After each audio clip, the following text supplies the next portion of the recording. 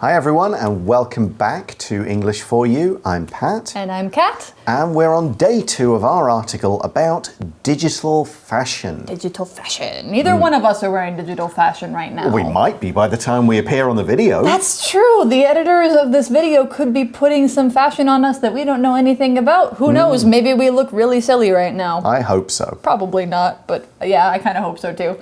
So digital fashion is being able to show your style using online images. Not the real clothes that you're wearing, but clothes that are put on you in a computer. So like filters, Instagram filters, something like that. Or changing your appearance in a video game. And in fact, that is where the trend began. People would download ways to make characters wear something different or funny or whatever. And so people just started to use that in real life. So with digital fashion, you can choose the way you appear in different occasions. For example, if you want to look really professional, you might put on a suit for a Zoom meeting, something like that. Or for informal video games or social media stuff, TikTok videos, you might be using informal clothes, cool stuff to, match your whatever personal brand you're putting on social media. That's right. So it's good for designers too. It's not just fun for users, but designers get to kind of exercise their creative mind because they can use materials or do things that you can't do in real life. Yeah, one that occurred to me just now was like, these days people don't wear fur, right? It's not a nice thing. And making fake fur can, cost a lot. Yeah, but digital fur would mean you can get the kind of the look, the style, without actually harming any animals. That's right, yeah. Yeah, it might be that digital fur is kind of going to get a comeback. But it's not just clothes, is it? No, it's not. I mean, it could be hats, it could be your shoes, it could be the jewelry that you wear on your body. So it could just be overall style. It can also be makeup, that sort of thing. Can it do hair? It probably can. Yeah, totally. Okay. Yeah. All right. Cool. Let's learn more about digital fashion by reading through day 2. Reading. Is digital fashion the next big thing? Digital fashion causes less harm to the environment. Some people always wear new outfits when posting pictures online, and then those outfits aren't worn again. Today, up to 10% of global carbon dioxide output comes from the fashion industry. Also, 300 million tons of plastic are produced globally every year, and the fashion industry accounts for 20% of that. Digital fashion lets people post fashionable new outfits online without creating waste. Digital fashion also greatly lowers production costs and times. No longer must clothes be physically made before they are sold. The clothes also look tailored to the person, regardless of their body shape. Before digital fashion can truly catch on, though, it must face several challenges. One is the technology itself. Digital clothes need to look convincing and be as easy to use as real clothes in order to be appealing to most customers. Pricing is another bump in the road. Generally speaking, people don't place as much value on digital goods as they do on things they can actually touch. Time will tell what digital clothing will be worth and how big a market there is for it.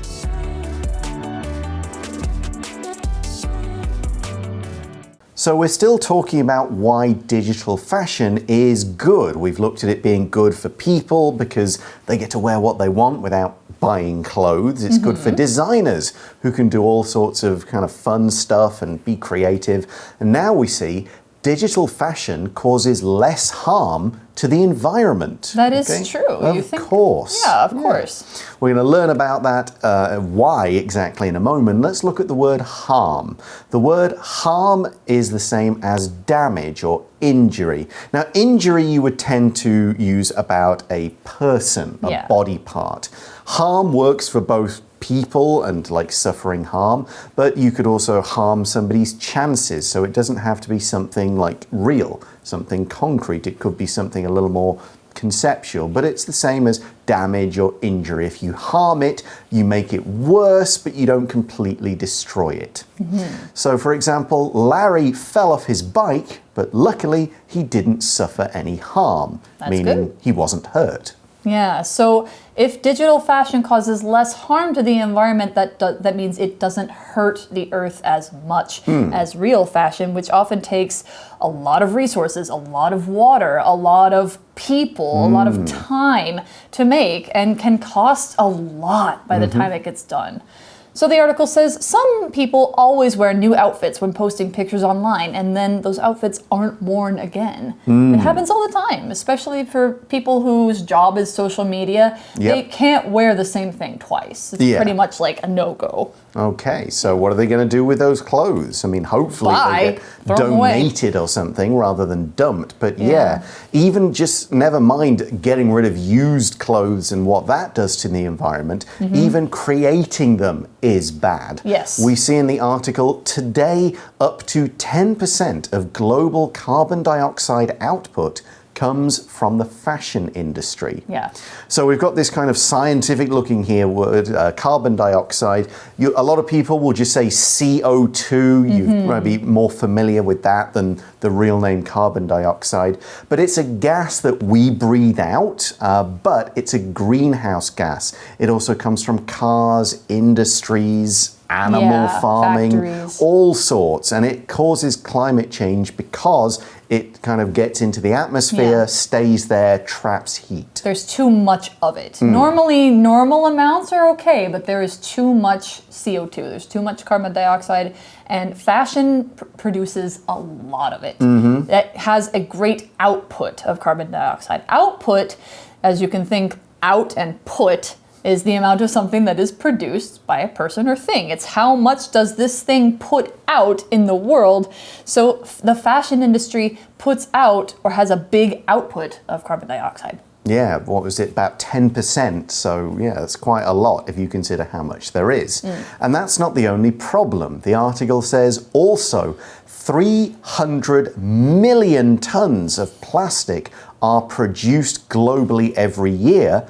And the fashion industry accounts for 20% of that. Wow. So, yeah, which is 60 million tons of plastic if you do do a bit of simple math. Yep. Now, we're talking about 300 million or 60 million, but we're measuring it in tons. Let's look at that word ton, T-O-N, right now. So generally, when we're talking about tons, we mean metric tons, which is 1,000 kilograms. So it's another one of those ways you can kind of scale things up. It takes a lot of effort to say 10, 100,000 million kilograms when you could just say 1,000 tons, something like that. Now, there are other measurements that are called a ton, and sometimes you will see it spelled T-O-N-N-E to mean some of these measurements. But just to keep it simple, don't worry about all the other kinds of tons. Stick with T-O-N and 1,000 kilograms. You can't go too far wrong. Here's an example sentence. This big truck can carry up to 5 tons of goods. So we saw that the fashion industry makes up 10% of carbon, plastic. Oh, I was saying 10% of carbon dioxide and 20 of plastic. That's a lot. Yeah, and that's what it accounts for. So account for is this phrase we saw when you say the fashion industry accounts for 20% of plastic waste. It means it's the cause of it. It's the form, it's to form or use or produce a certain amount or part of a group of people or things. So the 20% is what the fashion industry accounts for. Yeah, you might say of all my, the money I spend every month, my rent accounts for 25%. It makes up 25%, or it takes that from the total. Right. Okay, so let's keep going and learn more about how digital fashion can help with these problems. It says digital fashion lets people post fashionable new outfits online without creating waste. Okay, now we've been talking about trends and fashions and stuff like that. We have used the word fashionable, I think, in our conversations. This is the first time it appears in the article. Fashionable, of course, means currently in fashion. Yes. It's currently popular with many people. And when we say it, we imply it's not going to be something that's permanent. It will go in and out of fashion. It'll maybe come back again in a couple of decades, that sort of thing.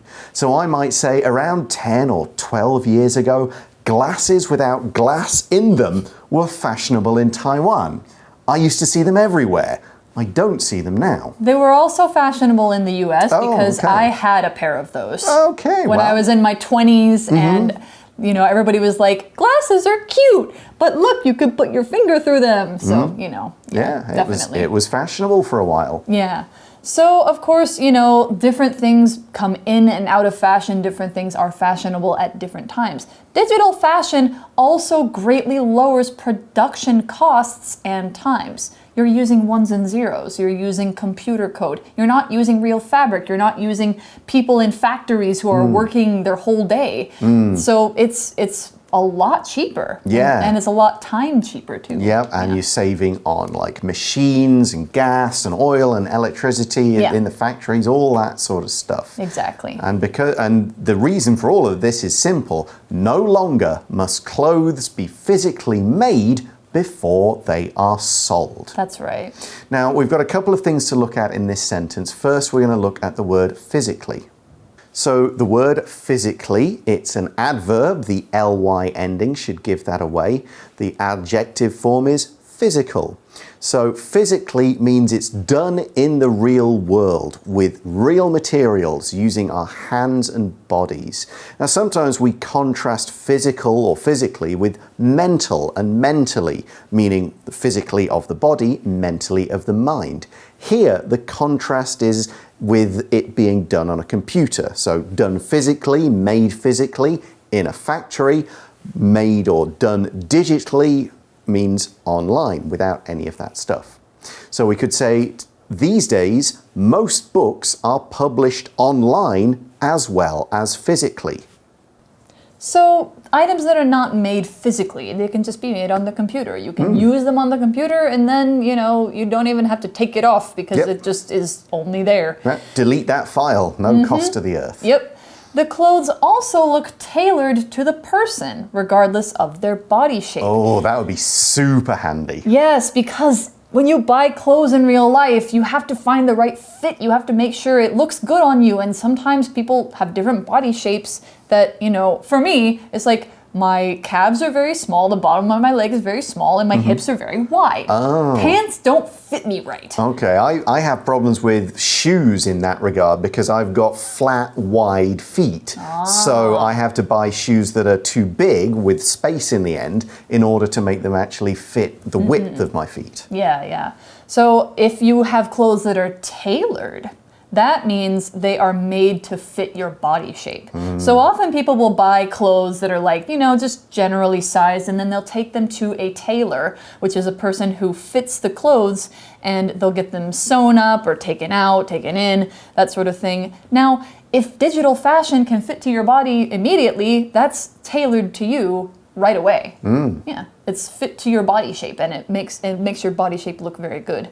So for an example, you could say, Adam wants this shirt tailored for him because it's a little too big right now. I remember going to, in Thailand, we went to a tailor's, and some people I know, they were getting measured. They wanted to buy sort of 3 fancy dinner shirts, that kind of thing. When you buy formal clothes, you almost always like use a tailor. Yeah, I have, somewhere back in the UK, I have a wedding suit that I was using for quite a lot of weddings that was tailored for me, and I could choose the colors and the accessories. Sadly, it may not fit anymore because I had it done when I was like 26 rather than 41. So it's been 15. You could have it taken out or taken in. I could, again, I'd have to get it tailored again. Yes. Now that sentence also used the phrase regardless of. Now we use the phrase regardless of before something that doesn't really matter a great deal. It doesn't change the overall outcome. So we said regardless of body shape means it doesn't matter what your body shape is, these clothes will fit you perfectly and look great. Yeah, so Pat and I could get the same shirt and it will fit both of us perfectly. Yeah, exactly. Yeah, because it's digital.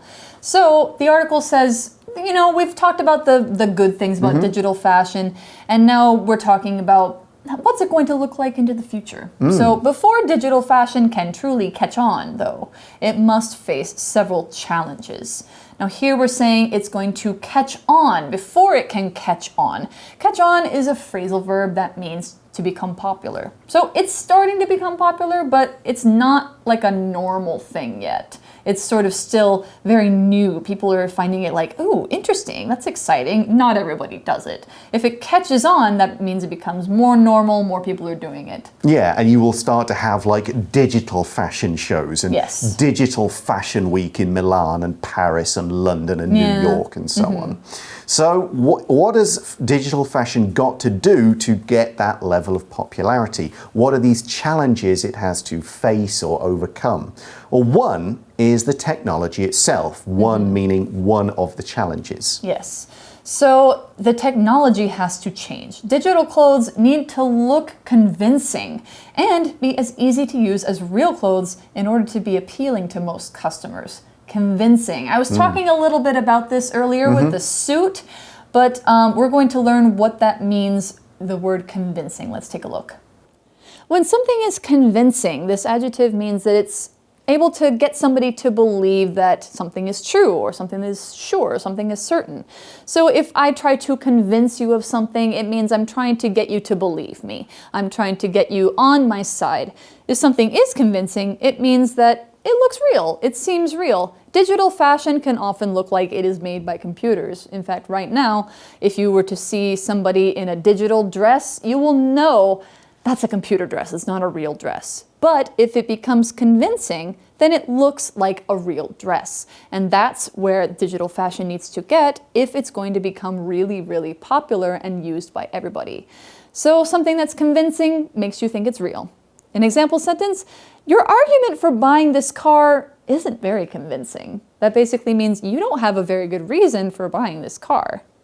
Okay, so technology is one problem. It's got to get better. It's got to look absolutely real, or people won't take it quite as seriously. It'll stay as being a bit of fun rather than a real fashion statement. Yeah, I can imagine going into a Zoom interview with somebody and they're wearing a digital suit and you can tell it's a digital suit and you're like, oh, that looks bad. Yeah. I mean, at least they dressed up rather than wearing like a digital t-shirt, but I guess. Still. Okay, but that's not the only issue that digital fashion has got to face. The article says pricing is another bump in the road. This is quite a cool idiom here, a bump in the road. Imagine a real road. If there was a bump in it, it's the sort of thing that would slow you down. It could even damage your car if you hit it too fast. You're going to either have to like go slowly or go around it, or maybe stop and think, oh, do we go that way? There's a bump in the road.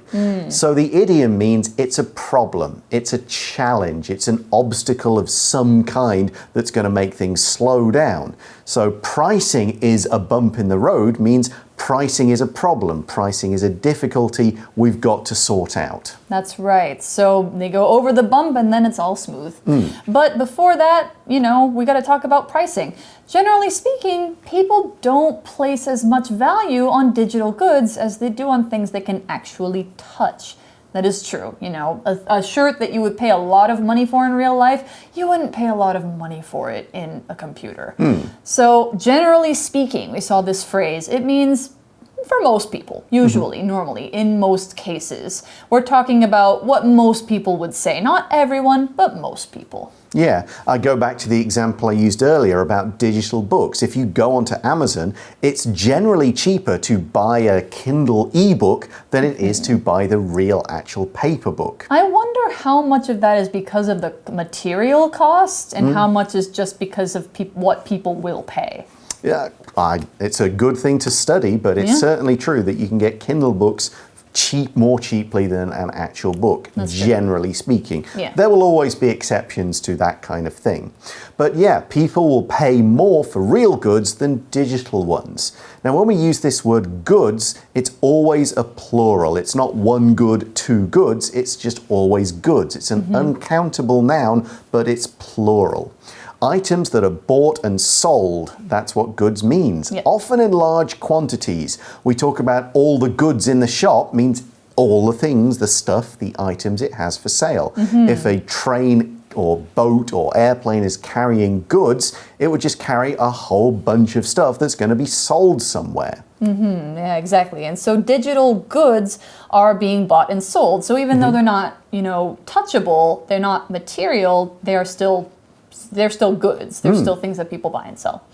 Time will tell what digital clothing will be worth and how big a market there is for it. Time will tell. This phrase is kind of a way for us to say, we don't know yet, but, give it some time and let time go on and we will see what happens. Time will tell. Yeah, NFTs kind of became, pretty big and worth money. And now they're not. Starting to go down again. Yeah. So will that happen to digital fashion? We'll have to wait and see. Yeah. But that's the end of our article and it's time now for our For You Chat question. For You Chat. So today's question is, do you consider the environment when buying something? Why or why not? For me, the answer is, of course I do. Like, that's one of my main things. I'm not a perfect person when it comes to buying stuff. There's no ethical consumerism under capitalism or whatever that is. But I try and look and see where something was made, what it's made of, where did it come from, that sort of thing. Yeah, try and do at least a little bit of research. Yeah, I certainly try in terms of looking at the packaging and thinking like, how much packaging has this thing got? Yeah. You can kind of see that in a supermarket, like this thing's wrapped up in all kinds of plastic and bad stuff, and this one isn't. Well, maybe I'll buy the other one. Yeah. Will I buy organic food and vegetables? Yes, I will try to. I think that's generally a better idea. Or like cage-free eggs. That sort of thing. So with clothes, I have to be honest, I don't say it's something that I think a great deal about, except for the fact that I very rarely buy that many new clothes. Yeah, I'm kind of the same way. I like to buy things that will last a long time and that will look good beyond just a trend. Yes, I'm certainly not going to buy stuff, I got to get one of those, it's cool right now. But that's less to do with me and caring about the environment, more about me just not caring about fashion. It's practical. So it does work for the environment, but I'll confess that's not my main reason. I'm not spending money on stuff I'm only going to wear once. That's true. Yeah, so it's just in this case, it's a happy union. But that's all the time we have for today. Thanks for watching, everybody. For English For You, I'm Pat. And I'm Kat. And we'll talk to you again soon. Bye-bye. Bye. Vocabulary Review. Harm. Typhoons can be very windy and dangerous, so stay inside to keep yourself away from harm. Ton. The whale was so big. It must have weighed more than 200 tons. Fashionable. Everyone thinks that Liz is very fashionable. She always wears the latest clothing styles. Physically. Martin likes to print his photos because he likes physically holding them in his hands. Tailored. When buying a suit, tailored clothes look best, but they cost more because they're made to fit your body. Convincing. This watch looks really convincing. I thought it was real, but actually it's fake. 智慧小补帖 Carbon dioxide. Output. Regardless of something. Goods.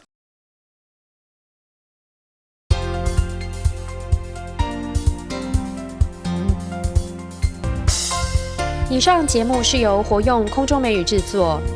活用空中美语杂志，请洽询全国各大书店。